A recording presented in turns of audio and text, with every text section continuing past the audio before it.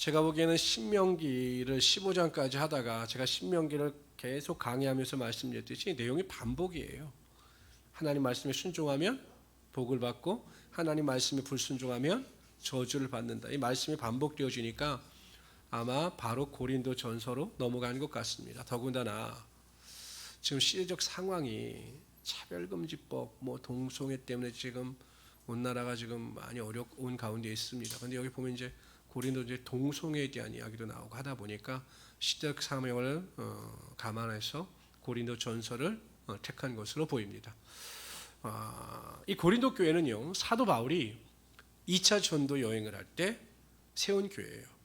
잘 보이실지 모르겠어요. 이 빨간 줄이 사도 바울의 2차 전도 여행입니다. 여기서 드로아 사람의 환상을 보고 네아폴리를 거쳐서 빌립보에 가게 되고, 그리고 잘 보이십니까? 여기가 고린도거든요. 고린도 보이세요? 네, 보이세요?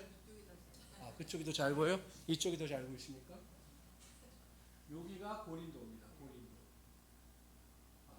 지금으로 말하면 여기가 어디냐면 그리스예요. 그리스. 어디라고요? 그리스예요. 그리스. 그리스는 아시죠? 네, 그리스가 지금의 고린도 지역이고, 고린도에 들어가기 전에 어디 있었냐면은 아덴을 거쳐서 들어가요. 아덴이 어디냐면 아테네예요. 아테네. 그래서 아테네를 거쳐서 고린도를 들어간데, 이 여러분들이 이 고린도 전서를 이렇게 큐티하시려면 오늘 댁에 가셔서 사도행전 18장에 보면 고린도 교회가 세워지는 과정이 나오거든요. 그러니까 사도행전 18장을 꼭 한번 읽어보시면 됩니다.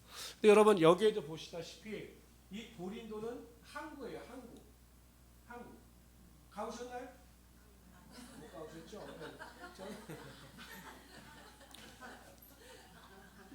지금 못 가요. 왜냐면 코로나 때문에. 저는 예전에 가봤어요. 그런데 그 고린도가 항구예요. 항구. 그런데 여러분 이 고린도 교회가 왜 중요하냐면 사도 바울이 고린도 교회를 개척하면서 선교하면서 아주 중요한 동역자 두 사람을 만나요. 누구냐면 브루스길라와 아길라예요. 부부예요. 천막을 짓는 업을 갖고 있었는데 사도 바울도 천막을 만들었기 때문에 같이 동역을 했습니다. 근데 우리가 많이 헷갈리는 게 브루스길라와 아굴라라고 할 때 누가 부인이고 누가 남편일까요? 브루스길라, 아굴라 중에서 브루스길라가 아내일까요? 아굴라가 아내일까요? 브루스길라가 아내일까요? 왜요? 그렇죠. 여러분들 알아서 대답하시는 게 아니라 의도가 그렇지. 보통 우리는 우리나라 같은 경우 이제 가정 안에서 남편 이름을 먼저 하는데 여기서는 브루스길라가 아내예요.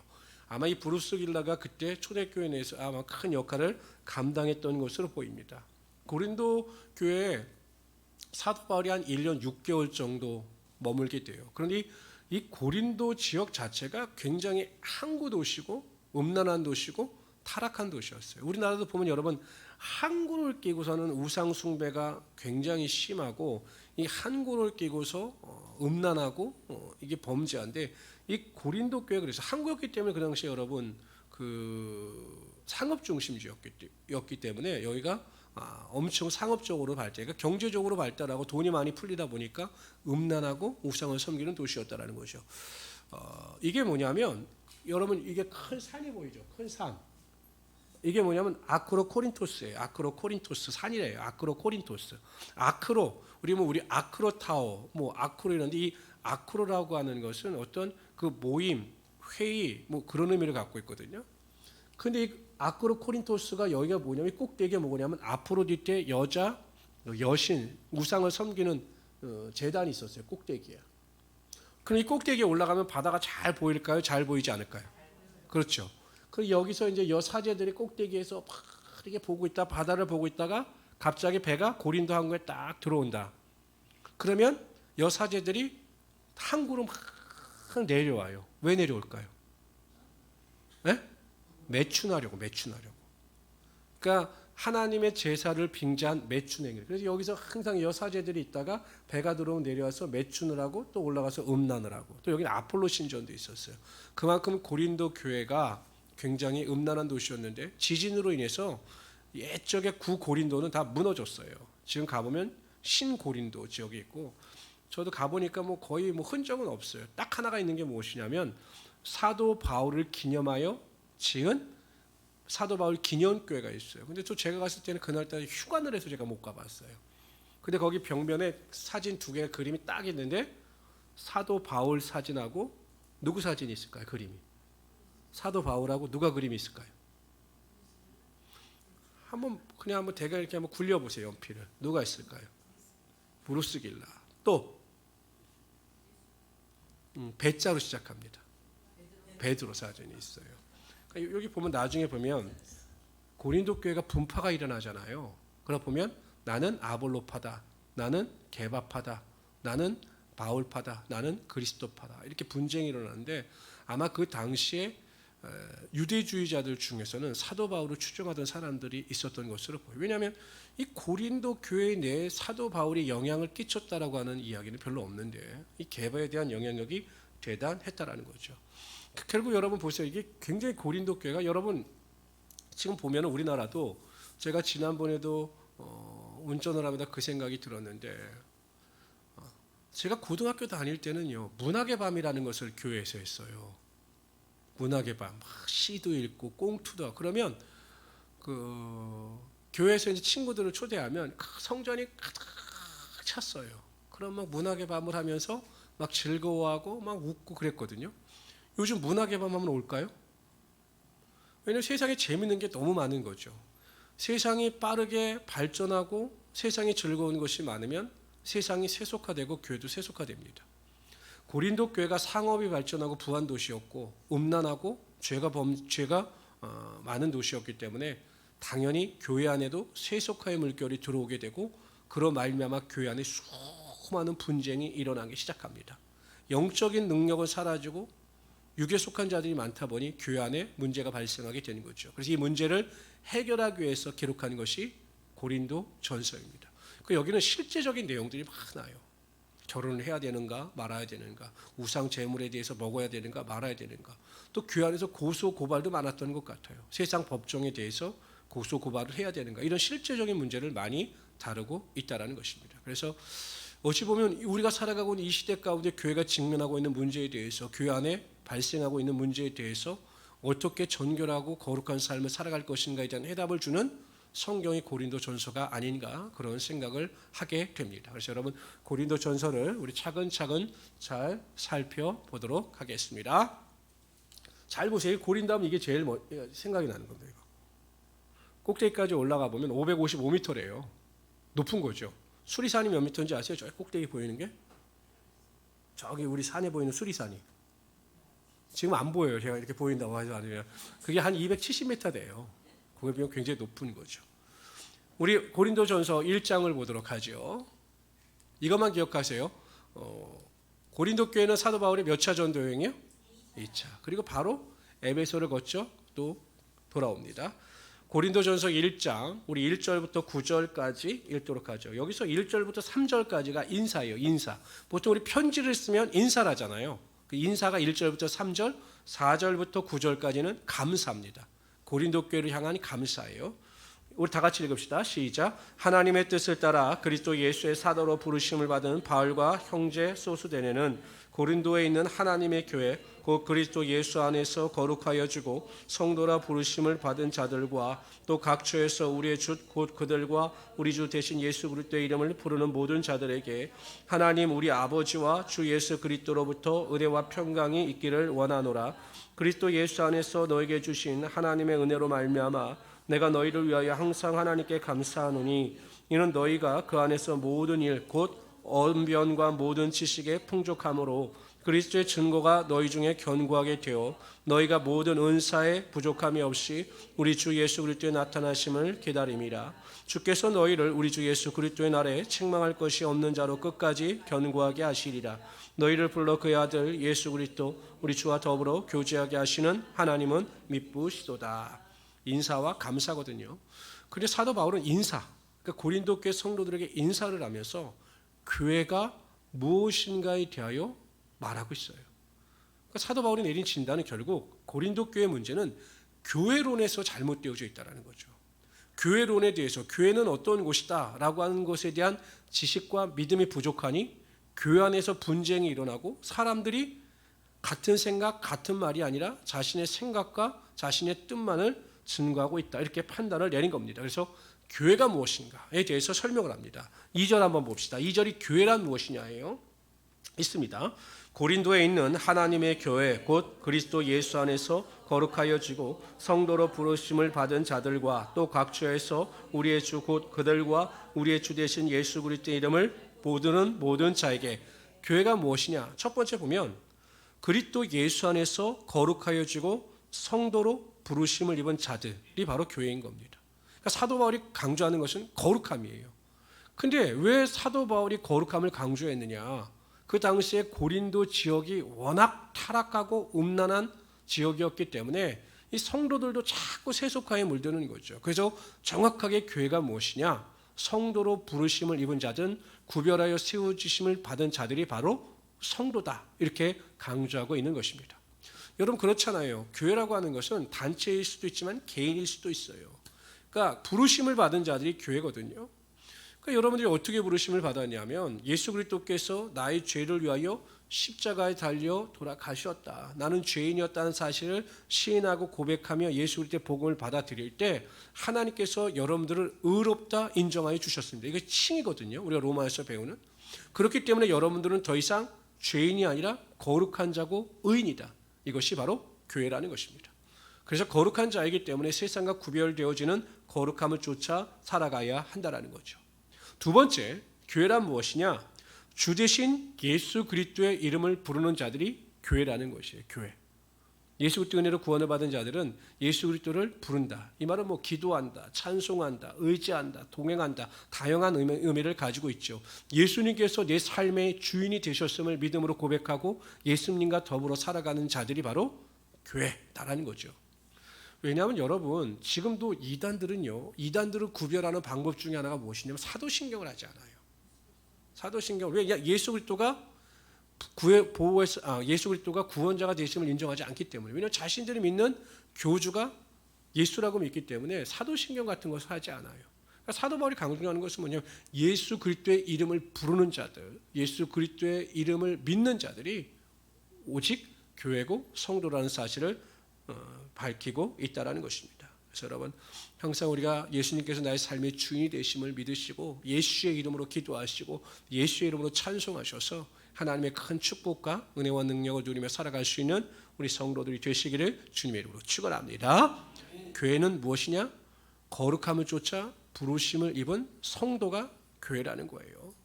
예수의 이름을 부르는 자들이 교회라는 것입니다. 이것을 분명히 기억하시고 나는 개인으로서 교회이고 이 모여서 예배하는 여러분들은 공동체로서의 교회, 구별되어 세워주심을 입은 공동체로서의 교회라는 사실을 분명히 인식하시기를 바랍니다.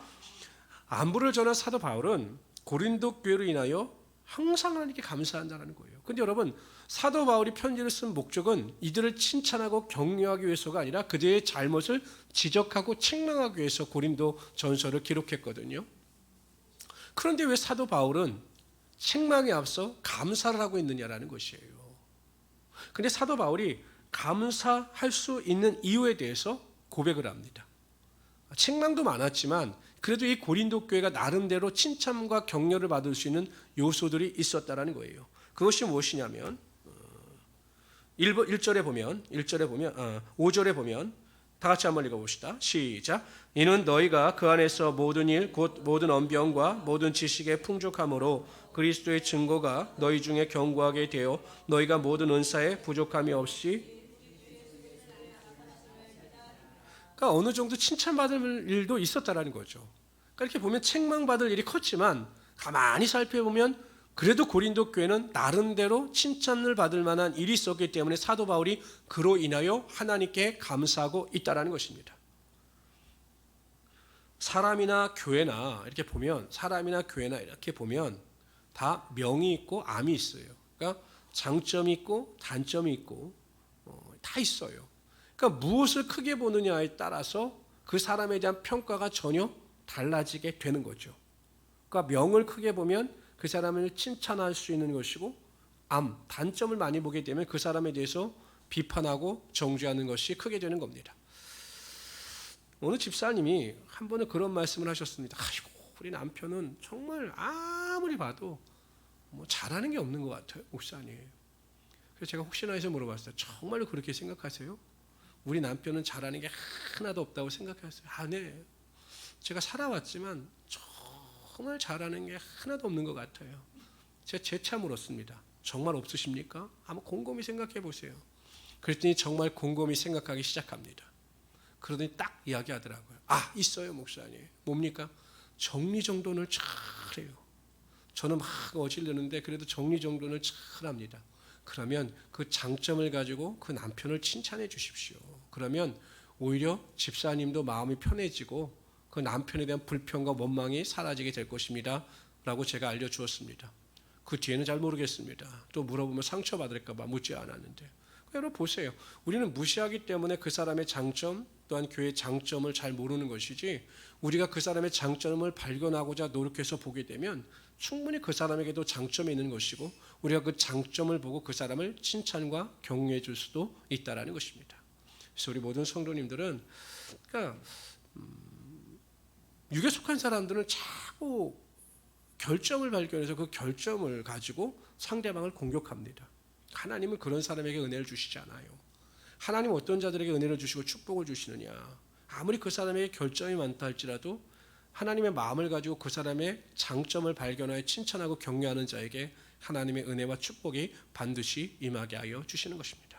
저는 우리 모든 성도님들이 그러한 마음을 가지고 무슨 일에든지 항상 좋은 점을 보려고 노력하시고 그 점을 가지고 인정하고 칭찬할 수 있는 하나님의 귀한 성도들이 되시기를 주님의 이름으로 축원합니다. 두 번째, 고린도 교회에 대해서 감사한 이유가 있어요. 그것은 무엇이냐? 지금 현재 고린도 교회가 아무리 문제가 많다 할지라도 하나님께서 그 교회를 다시 세우실 것을 믿었기 때문에 미리 감사한 것입니다. 8절 읽어봅시다. 8절 시작. 주께서 너희를 우리 주 예수 그리스도의 날에 책망할 것이 없는 자로 끝까지 견고하게 하시리라. 예수님께서 재림하시는 그날 그들을 견고케 하신다라는 것입니다. 결국 사도 바울은 지금 현재의 문제가 아니라 변화시킬 하나님의 능력을 미리 바라보고 하나님께 감사하고 있는 것이죠. 우리가 어떠한 환경 가운데 있다 할지라도 항상 감사할 수 있는 이유가 여기 있는 겁니다. 무엇입니까? 하나님은 모든 일에 합력하여 선을 이루시고 환난의 변화에 축복이 되게 하시는 하나님이시기 때문에 우리가 그것을 미리 바라보고 항상 감사하며 살아갈 수 있다는 거죠. 마침 현재 내가 당하고 있는 고통이나 환난의 문제가 삶의 전부인 것처럼 생각하는 사람에게는 탄식과 절망이 흘러 넘치지만, 이 고난과 환난이 변해서 축복이 될 것을 믿는 성도들은 하나님 앞에서 미리 감사하고 하나님께 영광을 돌리게 하여 주신다는 거죠. 그럼 어떤 사람을 하나님께서 축복하시겠습니까? 원망하고 불평하고 좌절하는 자이겠습니까? 기뻐하고 소망하며 하나님께 감사하는 자이겠습니까? 뻔한 것 아니겠습니까? 그래서 성경은 이렇게 이야기합니다. 다 같이 읽어봅시다. 다만 이뿐 아니라 우리가 환난 중에도 즐거워하나니 이는 환난은 인내를, 인내는 연단을, 연단은 소망을 이루는 줄 압니다. 항상 문제 앞에서 소망을 바라보셔서 감사하실 수 있는 우리 귀한 성도들이 되시기를 주님의 이름으로 축원합니다. 10절부터 17절까지는 그 교회가 분파가 일어나는 것에 대해서 사도 바울이 책망하는 거예요. 다 같이 읽어봅시다. 시작. 형제들아, 내가 우리 주 예수 그리스도의 이름으로 너희를 권하노니 모두가 같은 말을 하고 너희 가운데 분쟁이 없이 같은 마음과 같은 뜻으로 온전히 합하라. 내 형제들아, 글로의 집 편으로 너희에 대한 말이 내게 들리니 곧 너희 가운데 분쟁이 있다는 것이라. 내가 이것을 말하거니와 너희는 각각 이르되 나는 바울에게, 나는 아볼로에게, 나는 게바에게, 나는 그리스도에게 속한 자라 한다는 것이니 그리스도께서 어찌 나뉘었느냐? 바울이 너희를 위하여 십자가에 못 박혔으며 바울의 이름으로 너희가 세례를 받았느냐? 나는 그리스도와 가이오 외에는 너희 중 아무에게도 내가 세례를 베풀지 아니한 것을 감사하노니 이는 아무도 나의 이름으로 세례를 받았다 말하지 못하게 하려 함이라. 내가 또한 스데바나 집사람에게 세례를 베풀었고 그 외에 다른 누구에게도 세례를 베풀었는지 알지 못하노라. 그리스도께서 나를 보내심은 세례를 베풀게 하려 하심이 아니요 오직 복음을 전하게 하려 하심이로다. 말이 지혜로 하지 아니함은 그리스도의 십자가가 교회 안에 분열이 일어나는 것에 책망합니다. 그러니까 누구는 바울에게 속했다, 누구는 게바에게 속했다, 누구는 아볼로에게 속했다, 누구는 그리스도에게 속했다, 이렇게 파가 갈린 겁니다. 아마 그 이유는 누구에게 세례를 받았느냐에 따라 또 문제가 발생했던 것으로 보여요. 근데 특히 이 아볼로 같은 사람은 나중에 이렇게 사도행전에 보면 굉장히 지식도 있고 잘생겼고 말도 잘했다고 합니다. 근데 우리가 알고 있는 것처럼 사도 바울은 그렇게 말을 잘하는 자가 아니었어요. 어눌한 자였거든요. 그러니까 그와 비교해서 누가 사람들을 더 추종했느냐? 바울보다 아볼로를 더 추종하게 되었다라는 거죠. 결국 이게 무슨 의미를 가지고 있느냐? 교회가 분열된 것은 진리의 문제 때문에 분리가 되는 것이 아니라 사람들의 개인적인 욕심이나 감정이나 판단 때문에 교회의 파가 분리되는 거예요. 그리스도만이 우리의 삶의 유일한 소망이고 능력이 되셔야 되는데 보이지 않는 그리스도보다는 보이는 인간에게 집중하는 거죠. 바울에게 집중하고 게바에게 집중하고 누구에게 집중했습니까? 아볼로에게 집중하는 거예요. 그러니까 파가 갈리는 거죠. 제가 기독교는 계시의 종교라고 말씀을 드렸어요. 계시의 종교. 이 계시의 종교라고 하는 의미는 무엇이냐면 우리는 하나님께서 우리에게 보여주시고 알려주신 대로 믿어야 됩니다. 하나님께서 이스라엘 백성들을 출애굽시키셔서 그들에게 성막과 성전을 주실 때 모든 것을 다 계시해 주셨어요. 성막도 하나님께서 그 모든 것을 보여주시고 그대로 만들게 하셨죠. 하나님께서 우리에게 말씀을 주셔서 말씀대로 살아갈 것을 명령하셨습니다. 이게 계시의 종교예요. 그러니까 우리는 우리의 생각이나 뜻대로 살아가는 자들이 아니라 하나님의 말씀대로 살아가는 자들이죠. 그런데 고린도 교회는 문제가 무엇이었냐면 하나님의 진리를 쫓아 살아가는 것이 아니라 자신들의 개인적인 기호, 좋았고 나쁨을 쫓아 살아갔던 거죠. 그러니까 내가 생각하기엔 그리스도보다 바울이 좋으니 바울을 쫓고 내가 그리스도보다 게바가 좋으니 게바를 쫓고 내가 그리스도보다 아볼로가 좋으니 아볼로를 쫓는 거예요. 근데 여러분 제가 보기엔 이 고린도 교회를 우리가 욕하거나 비난할 이유가 없는 것이 지금 한국 교회가 그렇거든요. 한국 교회가 그리스도는 사라지고 그냥 목사님들만 있는 거죠. 목사님들. 성도들도 그냥 내가 좋으면 내가 그 목사님이 좋으면 그 목사님의 삶이나 행위가 하나님의 말씀에 얼마나 부합되느냐를 판단하는 것이 아니라 그냥 맹목적으로 그 목사님을 좋아하는 거예요. 이게 뭐 고린도 교회하고 다를 게 뭐가 있느냐라는 거죠. 하나님의 말씀 거룩함이 없는데 왜 그렇게 하는지 모르겠어요. 제가 가끔 보면 유튜브 같은 데도 여러분 유튜브 정말 조심하십시오. 제가 유튜브를 보면 굉장히 뜨악할 때가 많아요. 목사님들도 그렇고 자신의 개인적인 사상을 포장해서 하나님의 말씀보다 자신의 사상을 내세우는 목사님들이 굉장히 많아요. 그렇기 때문에 굉장히 조심해야 합니다. 그리고 여러분들도 조심해야 돼요. 오직 예수 그리스도만이 나의 삶의 유일한 주인이 되시기 때문에 오직 나를 통해서 하나님만이 영광을 받을 수 있어야 한다는 것입니다. 그래서 결국 사도 바울이 하고자 싶어 했던 말이 이거예요. 13절 다 같이 읽어봅시다. 있습니다. 시작.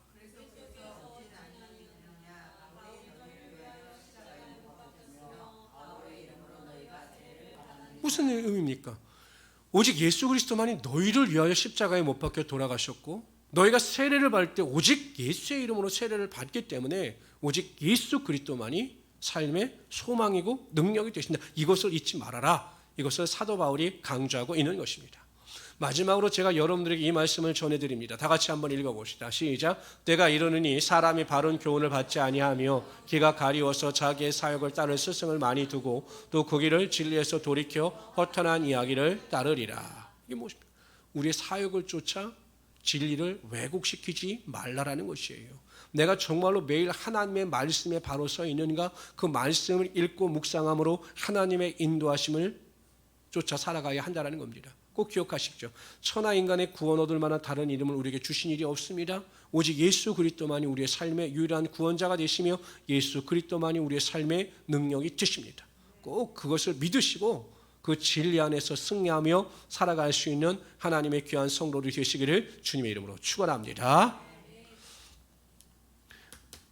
우리 18절에서 25절까지 읽는데 여기 이제 십자가의 도에 대해서 나오는 거예요. 그러니까 예수 그리스도께서 십자가에 못 박혀 돌아가셨다. 너희가 이 십자가의 도를 모르기 때문에 바울이니 게바니 아볼로니 이런 것이다. 그러니 너희가 십자가의 도 그리스도를 바로 알아야 한다라고 강조하고 있는 것입니다.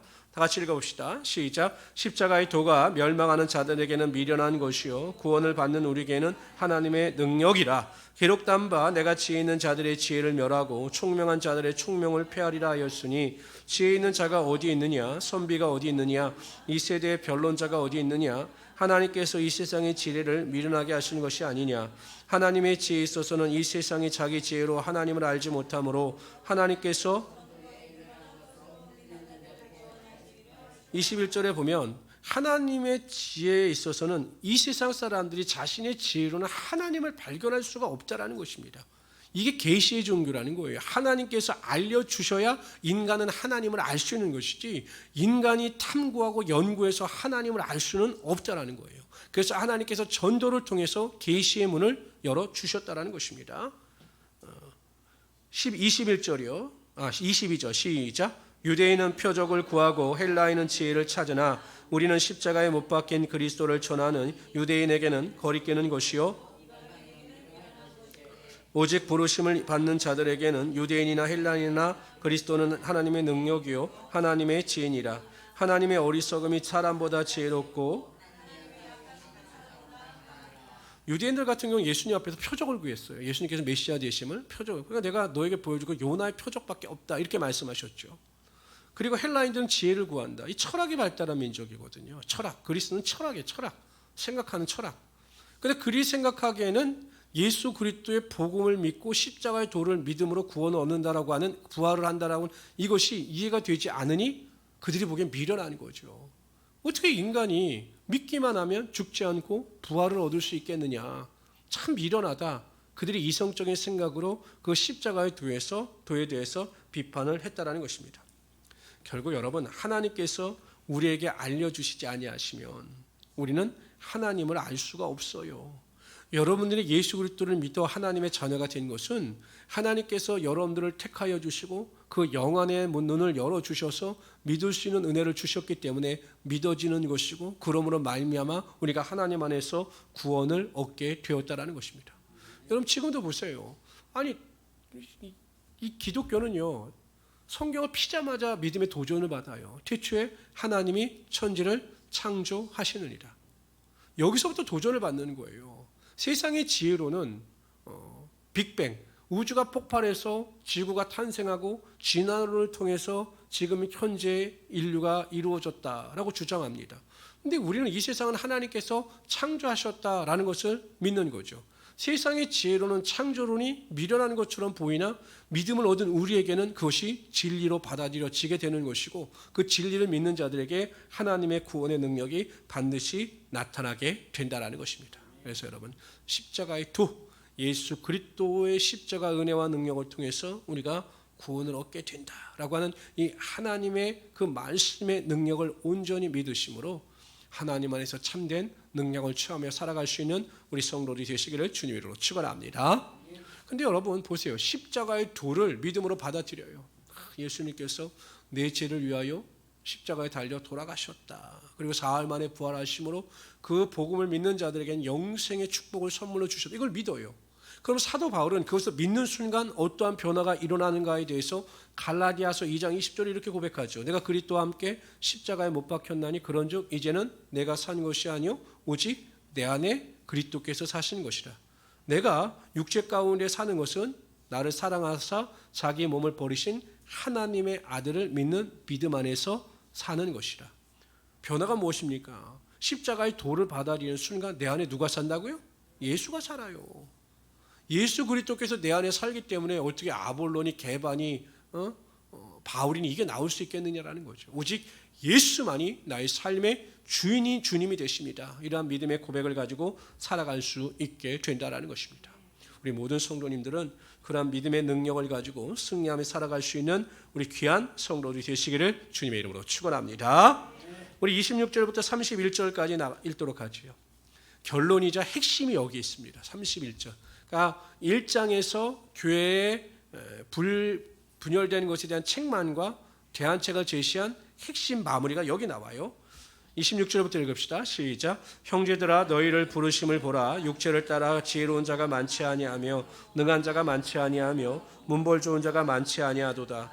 그러나 하나님께서는 세상에 미련한 것들을 택하사 지혜 있는 자들을 부끄럽게 하려 하시고 세상에 약한 것들을 택하사 강한 것들을 부끄럽게 하려 하시며 하나님께서 세상에 천한 것들과 멸시받는 것들과 없는 것들을 택하사 있는 것들을 폐하려 하시나니 이는 아무 육체도 하나님 앞에서 자랑하지 못하게 하려 하심이라. 너희는 하나님으로부터 나서 그리스도 예수 안에 있고 예수는 하나님으로부터 나와서 우리에게 지혜와 의로움과 거룩함과 구원함이 되셨으니 기록된 바 그 당시 고린도 교회를 구성하고 있는 구성원들이 사회적 지위가 낮았던 것으로 보여요.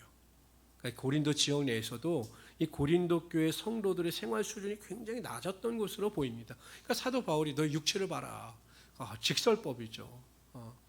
네 자신을 봐라. 이렇게 하는 거예요. 너희가 뭐 지혜가 있느냐? 너에게 재물이 있느냐? 너에게 능력이 있느냐? 아무것도 없지 않느냐? 그러나 너에게 감사할 것이 있다. 반드시 하나님께서 너희를 택하셔서 지혜롭고 부한 자들을 부끄럽게 하시며 하나님의 축복과 능력이 여러분들 너희들을 통해서 반드시 나타나게 될 것이다. 이렇게 강조하고 있는 거죠. 성경에 보면 하나님께서는 그렇게 말씀하신 대로 역사하셨어요. 보세요. 요셉 같은 경우도 정말 누가 보더라도 여러분 감옥에 요셉이 있을 때 그가 애굽의 총리가 될 것이라고 상상이나 했겠습니까? 그러니까 하나님께서 그를 택하시니 그를 높여주시고 그에게 지혜와 능력을 허락하여 주셨던 거죠. 기도원 같은 경우도 여러분 뭐 볼 게 있습니까? 기도원 스스로도 우리 지파 중에서 우리 집안은 가장 연약한 자이고 집안이고 그 집안에서 나는 가장 부족한 사람입니다. 이렇게 이야기를 하지 않습니까? 그러나 하나님께서 택하시니 그가 위대한 용사가 되죠. 사자 중에 입다는 기생의 아들이었어요. 볼 곳이 전혀 없는 자였습니다. 그러나 하나님께서 택하시니 그가 이스라엘 민족의 위대한 사사가 되었다라는 것입니다. 그러므로 성도 여러분, 항상 나의 연약함을 인정하고 그리스도 예수 안에서 믿음을 지켜 살아가게 되면 반드시 하나님께서 우리를 높여 주시는 것입니다. 핵심절은 31절이에요. 거기는 동그라미 치세요. 31절은 다시 한번 읽어봅시다. 시작. 기록된 바 자랑하는 자는 주 안에서 자랑하십시오. 오직 주님만을 자랑하시기를 바랍니다. 그러면 교회 안에 분열이나 다툼이나 분쟁이 일어나지 않고 가장 핵심적인 줄 중에 하나가 어디였냐면 10절에도 동그라미 치시고 다시 한번 읽어봅시다. 교회는 이래야 됩니다. 교회는 그리스도로 말미암아 자랑함으로 교회 안에는 이러한 은혜와 능력이 반드시 나타나야 합니다. 제가 새벽마다 기도하는 기도 제목의 내용이 이겁니다. 있습니다. 시작. 형제들아 내가 우리 주 예수 그리스도의 이름으로 너희를 권하노니 모두가 같은 말을 하고 너희 가운데 분쟁이 없이 같은 마음과 같은 뜻으로 온전히 합하라. 부부가 같은 마음과 같은 생각과 같은 마음을 품어야 가정이 화평합니다. 교회가 모든 성도들이 같은 말과 같은 생각과 같은 마음을 가져야 교회가 하나가 될 수가 있는 거죠. 근데 그것이 어떻게 가능하느냐? 모든 성도들이 주 안에서 주님을 자랑할 때 같은 마음을 가지고 그리스도 예수의 마음을 가지고 하나가 되어 영광을 돌릴 수 있게 된다라는 것입니다. 이런 믿음을 가지고 승리하시는 우리 귀한 성도들 되시기를 주님의 이름으로 축원합니다. 그래서 고린도전서 1장의 내용은 분열에 대한 내용이죠. 분열을 어떻게 극복하느냐? 그리스도 안에서 그리스도만을 자랑해라. 그러면 같은 말, 같은 생각, 같은 마음을 품게 될 것이고 십자가의 도를 통해서 능력이 나타나게 될 것이다. 이것이 고린도전서 1장의 내용입니다. 여러분들 지금 들으면 다 아시는 것 같죠?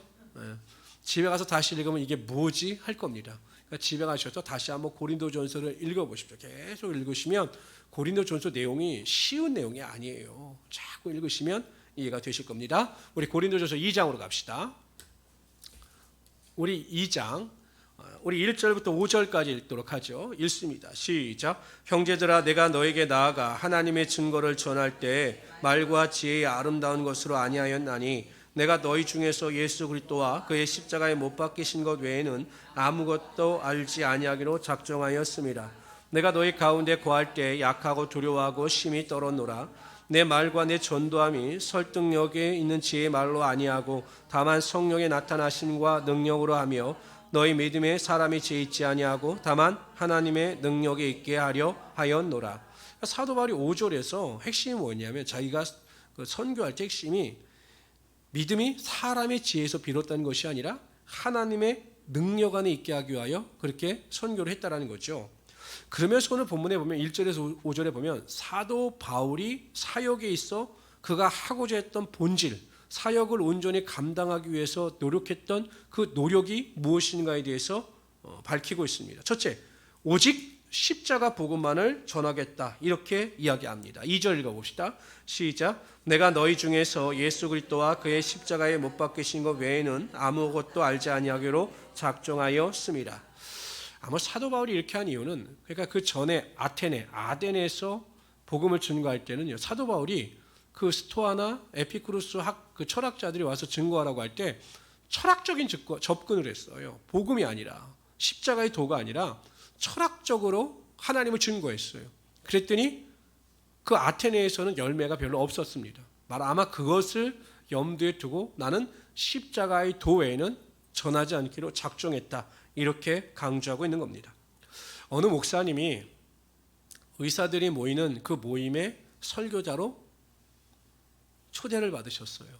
그러니까 여러분, 부담이 되겠습니까? 안 되겠습니까? 의사니까. 굉장히 엘리트고 또 의사니까. 이 사람들에게 내가 어떻게 복음을 증거할까 생각을 하다가 열심히 의학저서도 찾아보고 하면서 설교 준비를 했습니다.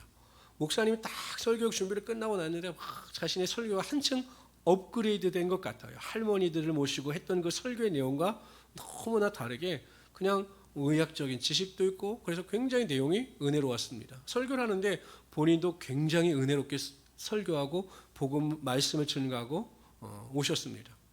그래서 뿌듯했죠. 야, 내가 의사들에게 복음을 증거했다라고 하는 뿌듯함이 있었습니다. 한 달이 지난 다음에 이 목사님을 초빙했던 안수 집사님과 식사를 할 시간이 있었는데, 그 안수 집사가 그 목사님에게 그런 말씀을 드렸다고 합니다. 목사님, 기분 나쁘게 생각하지 마십시오. 우리들이 의사들이 듣고자 했던 것은 목사님의 의학적 지식이 아니라 예수님의 십자가 복음이었습니다. 근데 목사님은 평상시와 다르게 자꾸 의학적으로 말씀을 증거하려고 했는데 오히려 그 자리에 앉아있던 의사들은 은혜를 받지 못했습니다. 다음에 가셔서는 꼭 십자가의 도를 전하시기를 바랍니다, 이렇게 강조를 하셨다고 합니다. 미국의 어느 목사님이, 이건 한 가지 그냥 유머인데요,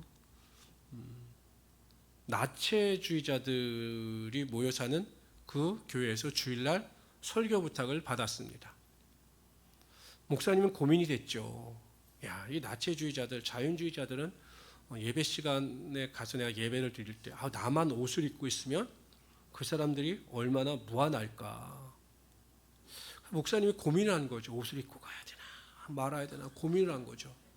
그래, 사도 바울도 낮아졌으니 나도 낮아지자, 그런 마음을 가지고 주일날 들어가는데 옷을 벗고 들어가셨어요. 근데 다 입고 있어요, 예배 드리는 사람들은. 그러니까 이 사람들도 안 거죠. 예배 때는 하나님께 대하여 거룩함으로 튀어야 된다는 건 아는데, 목사님은 오히려 그런 거룩함이 아니라 그들의 형편을 따진다고 들어갔다가 망신을 당하셨다는 거예요. 제가 왜 이런 말씀을 드리냐면, 항상 진리는 진리입니다. 세상이 어떻든 상황이 어떻든 간에 그리스도의 복음은 복음으로 전파되어져야 한다는 거죠.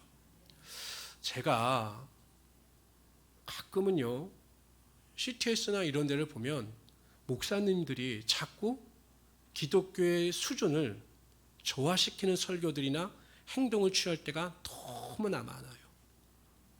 하나님은 거룩하신 분이고 기독교는 거룩한 종교인데, 너무, 제가 이것도 판단해서는 안 되겠지만 너무 천박해 보인다라고 그럴까? 말이나 행동이나 모든 제스처가 너무나 천박해 보여요. 왜냐하면 하나님께서 허락하신 강단은 거룩한 곳이기 때문에 거룩해야 하는 것입니다. 이게 십자가의 도의 핵심이에요. 저는 우리 모든 성도님들이 세상이 어떻든 환경이 어떻든 조건이 어떻든지 간에 항상 그 십자가의 도, 복음의 진리, 말씀의 진리에 바로 서서 하나님께 영광을 돌리며 살아갈 수 있는 우리 성도들이 되시기를 주님의 이름으로 축원합니다. 두 번째, 사도 바울의 선교의 본질은 성령을 의지하는 사역이었어요. 4절 다 같이 읽어봅시다. 4절 있습니다. 시작. 내 말과 내 전도함이 설득력 있는 지혜의 말로 하지 아니하고 다만, 여러분 사도 바울이 굉장히 똑똑한 사람입니다. 그렇잖아요. 우리가 그 빌립보에서 사도 바울이 자기 자신에 대해서 자랑할 것이 있다고 이야기할 때 가말리의 문할생이고 바리새인 중에 바리새인이고 율법의 의로는 흠이 없는 자입니다. 완벽한 자예요. 그런데 사도 바울은 자신의 의를 의지하는 것이 아니라 성령의 능력을 의지했다는 것이에요. 그런데 그 이유가 있어요. 3절에 보면 사도 바울 같지 않은 고백을 합니다. 읽어봅시다. 시작. 거할 때 약하고 두려워하고 심히 떨었노라. 사도 바울이 고린도 교회에 들어갈 때 심히 두렵고 떨리는 마음을 가지고 들어간 거예요. 여러 가지 이유가 있습니다. 그 당시에 여러분 고린도 교회는 고린도 지역 자체가 25만이 모여 사는 도시였어요. 그 당시에 25만이 어마어마합니다. 지금 안양시 인구가 58만 정도 되니까 거의 반 정도 되는 사람들이 고린도 교회에 모여 있었죠. 또 한 가지는 우리 큐티는 사도 바울이 아덴과 빌립보에서는 감옥에 갇혔으니까 탈진한 상태였기 때문에 아마 그런 마음이 있었을 것이다. 이렇게 강조를 합니다. 또 한 가지는 아덴에서 복음 사역에 대해서 실패했죠. 열매가 별로 없었으니까 실망했을 것입니다. 그래서 여러 가지 일로 또 고린도가 워낙 악하니까 여러 가지 환경의 조건으로 인해서 사도 바울이 굉장히 두렵고 떨렸던 겁니다. 그래서 사도 바울이 성령의 능력을 의지하지 않고는 자신의 사명을 감당해 나갈 수가 없었던 거죠. 사도행전 1장 8절에서 예수님께서는 제자들에게 성령의 약속에 대해서 이렇게 말씀하셨습니다. 오직 성령이 너희에게 임하시면 너희가 권능을 받는다라고 말씀하셨어요.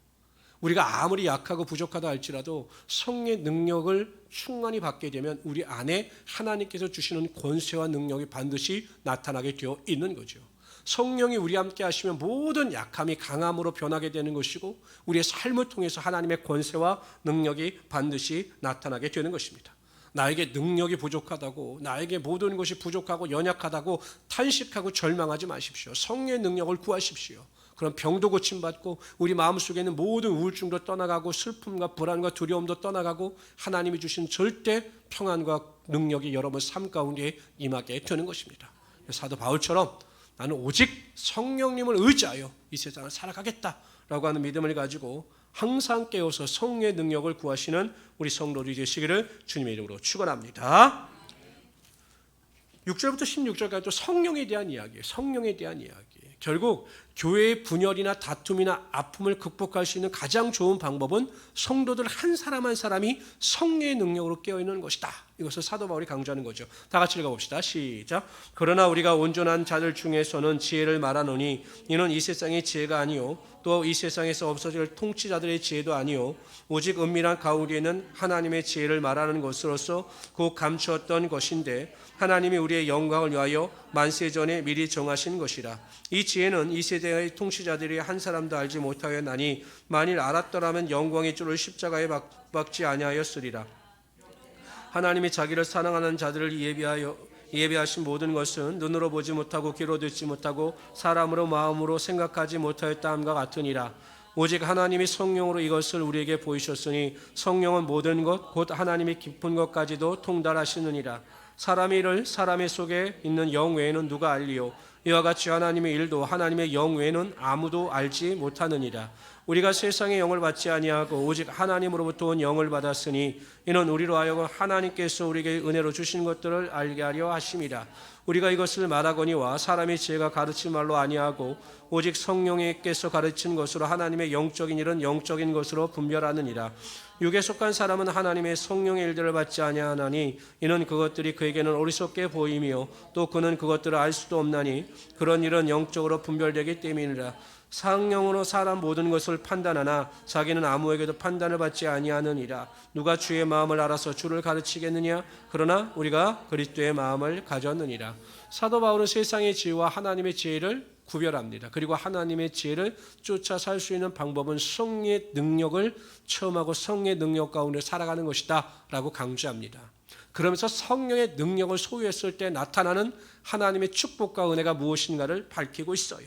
첫째, 성령을 통해서 하나님의 뜻을 분별할 수 있다는 것입니다. 9절 10절 다 같이 읽어봅시다. 시작. 기록된 바 하나님이 자기를 사랑하는 자들을 위하여 예비하신 모든 것은 눈으로 보지 못하고 귀로 듣지 못하고 사람의 마음으로 생각하지 못하였다함과 같으니라.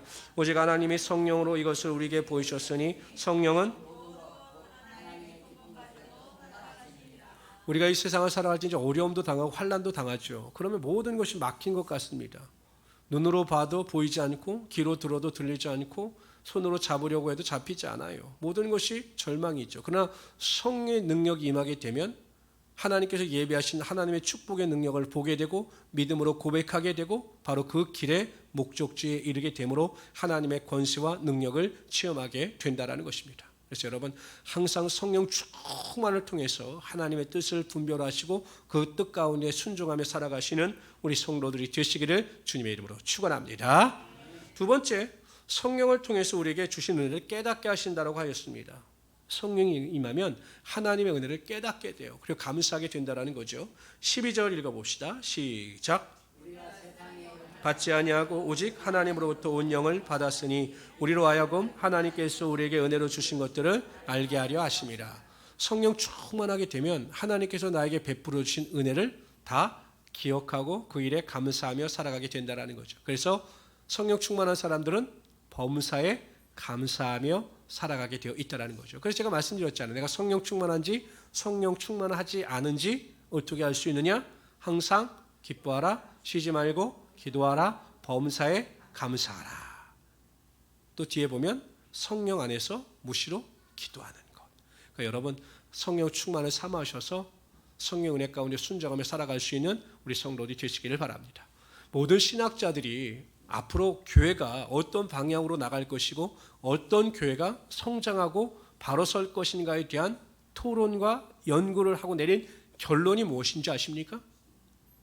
개인이나 교회나 어떤 개인이나 성도가 믿음 안에서 승리하며 영적인 성장과 부흥을 이루어 나갈 수 있는가, 교회도 내린 결론은 성령 충만함이에요. 성령 충만함.